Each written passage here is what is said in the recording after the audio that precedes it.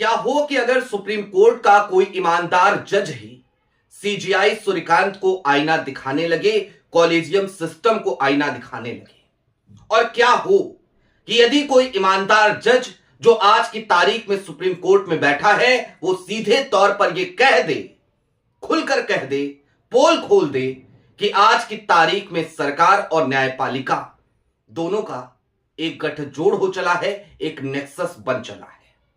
Supreme court के ऐसे ही एक ईमानदार जज ने माननीय सीजीआई सूर्यकांत, उनके कॉलेजियम सिस्टम और सरकार सबकी पोल खोल करके रख दी है। और एक ऐसे जज ने जिनका कार्यकाल अभी 2029 तक है, 2029 तक वो सुप्रीम कोर्ट में बतौर जज कार्यरत रहेंगे। कौन है वो जज? क्या बड़ा खुलासा किया है उन्होंने? क्या आईना दिखाया है उन्होंने, या फिर कि कैसे हेकड़े निकाली है उन्होंने? सारी बातें जरा विस्तार से करेंगे। नमस्कार, मैं स्वप्निल और आप मुद्दा देख रहे हैं। दोस्तों, आगे बढ़े उससे पहले वही छोटी सी अपील। मुद्दा इन दिनों एक गंभीर आर्थिक संकट से जूझ रहा है। एक तरफ हमारे मेन बैंक अकाउंट फ्रीज चल रहे हैं, तो दूसरी तरफ हमारे 2.5 साल पुराने चैनल को हमसे लंबे समय तक छीन कर रखा गया था। ऐसे में डे टू डे ऑपरेशंस में मुद्दा को काफी मुश्किलों का सामना करना पड़ता है। लिहाजा आपसे गुजारिश है, यदि आप चाहें तो स्क्रीन पर दिख रहे क्यूआर कोड या फिर के नीचे दिख रहे यूपीआई नंबर के जरिए मुद्दा की छोटी छोटी मदद जरूर कीजिएगा। अब आगे बढ़ते हैं। जिस वक्त देश आजाद हुआ और देश ने यह तय किया कि हम लोकतंत्र के रास्ते पर चलेंगे और भारत को दुनिया का सबसे बड़ा लोकतंत्र बनाएंगे, उस वक्त पे 3 स्तंभों पर इस लोकतंत्र की पूरी नींव रखी गई: कार्यपालिका, विधायिका और न्यायपालिका। लेकिन दोस्तों, हालिया दिनों को ही अगर याद कर ले केवल, तो माननीय चंद्रचूड़ साहब और उसके बाद बीआर गवई साहब से बड़ी उम्मीदें थी, लेकिन वो उम्मीदों पर कितना खरा उतरे, या आज की तारीख के माननीय सीजीआई यानी कि सूर्यकांत, वो इस देश में लोकतंत्र के, संविधान के कितने बड़े कस्टोडियन हैं, इसको लेकर अक्सर ही विश्लेषण लोग करते रहते हैं। लेकिन इन्हीं सबके बीच कुछ जज हैं जो ईमानदार हैं, तो ऐसे में उन ईमानदार जजों पर भी बात होनी चाहिए। और ऐसे ही एक ईमानदार जज हैं। सबसे पहले आपकी स्क्रीन पर एक खबर है, इस खबर को जरा गौर से देखिए। हाई कोर्ट जजों के तबादलों पर जस्टिस उज्जवल भुइयां की तीखी टिप्पणी, बोले न्यायपालिका की साख को खतरा। उज्जवल भुइयां एक ऐसे जज हैं जिनका कार्यकाल अभी लंबा है, 2029 तक वो सुप्रीम कोर्ट में रहेंगे, मैंने आपको बताया।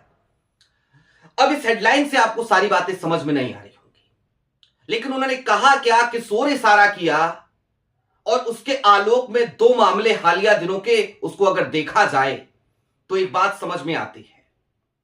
भाई, न्यायपालिका की जिम्मेदारी क्या है? न्यायपालिका की जिम्मेदारी है चेक एंड बैलेंस बना के रखना।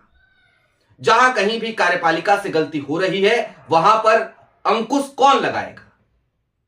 तो संविधान और लोकतंत्र में एक सिस्टम बना और कहा गया कि न्यायपालिका अंकुश लगाएगी। लेकिन क्या वाकई में न्यायपालिका अंकुश लगा रही है?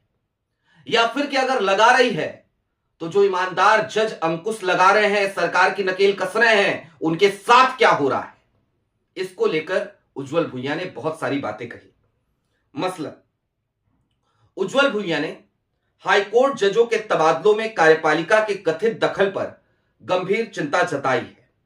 उन्होंने साफ शब्दों में कहा कि यदि जजों को सरकार के खिलाफ दिए गए फैसलों के कारण इधर उधर किया जाता है, तो यह न केवल न्यायपालिका की स्वतंत्रता पर सीधा हमला होगा, बल्कि उसकी साख और विश्वसनीयता को भी गहरी चोट पहुंचेगी। ये पुणे के कार्यक्रम में संबोधित कर रहे थे, वहां पे इन्होंने कहा, उन्होंने सवाल उठाया कि सी न्यायाधीश को केवल इसलिए दूसरे हाईकोर्ट में क्यों भेजा जाना चाहिए क्योंकि उसने सरकार के लिए असुविधाजनक आदेश पारित किए हैं।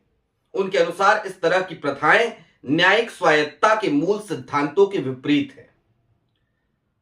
उज्जवल भुइयां ने क्या कहा, और उन्होंने कहा कि अगर ट्रांसफर करना ही है तो कार्यकुशलता के आधार पर होना चाहिए, न कि दबाव या फिर कि ईमानदार जजों को सजा देने के तौर पे किसी का ट्रांसफर किया जाए।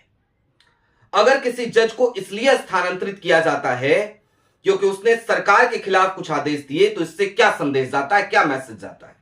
और अभी मैं आपको दो मामले ऐसे बताऊंगा। यह संदेश जाता है कि स्वतंत्र निर्णय की कीमत चुकानी पड़ेगी। उनका कहना था कि ऐसी धारणा बनना ही न्यायपालिका के लिए खतरनाक है, क्योंकि इससे जजों पर अप्रत्यक्ष दबाव पैदा होता है और वे स्वतंत्र होकर फैसले देने से हिचक सकते हैं। जस्टिस भुइयां ने किसी जज का नाम नहीं लिया, लेकिन उनकी टिप्पणी को व्यापक रूप से अक्टूबर 2025 के उस घटनाक्रम से जोड़कर देखा जा रहा है जिसमें अतुल श्रीधरन का तबादला मध्य प्रदेश हाईकोर्ट से छत्तीसगढ़ हाईकोर्ट किया गया था। उस समय यह चर्चा तेज हुई थी कि जस्टिस श्रीधरन ने कुछ मामलों में सरकार के खिलाफ सख्त टिप्पणियां की थी, जिसके बाद उनका स्थानांतरण हुआ। कानूनी हलकों में इस तबादले को लेकर पहले भी सवाल उठ रहे थे और अब जस्टिस भुइयां की टिप्पणी ने उस बहस को एक बार फिर हवा दे दी है। अब दोस्तों, ये कॉलेजियम सिस्टम पे चोट कैसे है, या फिर कि न्यायपालिका और सरकार के नेक्सस पे और क्या कहा है उन्होंने, इस तरफ चलेंगे। लेकिन मैं आपको जरा अतुल श्रीधरन का केस याद दिला देना चाहता हूं, और उसके बाद एक और केस अभी संभल का है, हालांकि उसमें कॉलेजियम सिस्टम इन्वॉल्व नहीं है, लेकिन उस पर बात करेंगे। दोस्तों, अतुल श्रीधरन, आपको याद होगा, स्वतः संज्ञान लिया था मध्य प्रदेश हाईकोर्ट ने। किस मामले में? कर्नल सोफिया पे जो टिप्पणी करी थी मंत्री विजय शाह ने। अतुल श्रीधरन ने स्वतः संज्ञान लिया, एक्शन लिया, डाटा, फटकारा मामला, लेकिन तब तक सुप्रीम कोर्ट आ गया और सुप्रीम कोर्ट ने मध्य प्रदेश हाईकोर्ट में जो कार्रवाई चल रही थी उस पर रोक लगा दी। और उस पर जैसे ही रोक लगी तो वो दिन और आज का दिन, फटकार बार बार भले लग रही हो विजय शाह साहब को, लेकिन वो मजे से अपने मंत्री पद पर बैठे हुए हैं। सोचिए किस तरीके की बेशर्मी है कि इस देश की एक वीर बेटी के सम्मान में अपमानजनक बातें कहने वाला आज की तारीख में भी कैबिनेट मंत्री है। और सिर्फ कैबिनेट मंत्री नहीं है, कल गणतंत्र दिवस, उस दिन वो एक कार्यक्रम का मुख्य अतिथि भी है ना? ये अजीब सी बात। खैर, अतुल श्रीधरन का उसके बाद ट्रांसफर कर दिया गया और उनका रुख लगातार, उनके फैसले लगातार मध्य प्रदेश सरकार को घेर रहे थे। अब अतुल श्रीधरन हालिया दिनों के एक एग्जाम्पल है केवल। इससे पहले यही स्थिति कलकत्ता में एक जज साहब के साथ हुई, तेलंगाना में एक जज साहब के साथ हुई, और एक लंबी फहरिस्त है, पिछले 2.5-3 सालों में ही जाइएगा तो एक लंबी फहरिस्त है ऐसे जजों के तबादले की। लेकिन दूसरी तरफ आप देखिए शेखर यादव, जो संघ के कार्यक्रम में जाते हैं, विश्व हिंदू परिषद के कार्यक्रम में जाते हैं, ना जाने क्या क्या बातें कहते हैं, उसके बाद भी आज तक क्या कोई एक्शन हुआ? जवाब है नहीं। हाईकोर्ट का ही मामला इसलिए कह रहा हूं, कॉलेजियम सोया पड़ा है। अभी अगर हाई कोर्ट्स में ये सब कुछ चल रहा है तो जिलों में क्या हाल होगा तो आपने देखा अभी। मतलब उस पुलिस अफसर पे कार्रवाई करने का आदेश देने वाला जज, उसको डिमोट कर दिया गया, सीजीएम से उसे सुल्तानपुर भेज दिया गया, संभल सीजीएम को, और सीनियर डिवीजन में भेज दिया गया और कहा गया नहीं नहीं डिमोशन तो नहीं हुआ है, तो डिमोशन नहीं हुआ है तो प्रमोशन भी तो नहीं हुआ है, और ट्रांसफर आपने फटाक से कर दिया। अब दोस्तों, चलते चलते एक बात को समझिए। मैंने पहले भी कहा था, जब देश आजाद हुआ तो ये तय किया गया कि हम लोकतंत्र को अपनाएंगे, और फिर भारत एक लोकतांत्रिक देश बना। और लोकतंत्र की नींव 3 स्तंभों पर रखी गई, कार्यपालिका, विधायिका और न्यायपालिका। एक चौथा खंभा भी कहा जाता था मीडिया को, 4th pillar of democracy, media, लेकिन वो तो कब का दरक चुका है, कहने की जरूरत है नहीं। अब इन तीनों पे ही आ जाइए।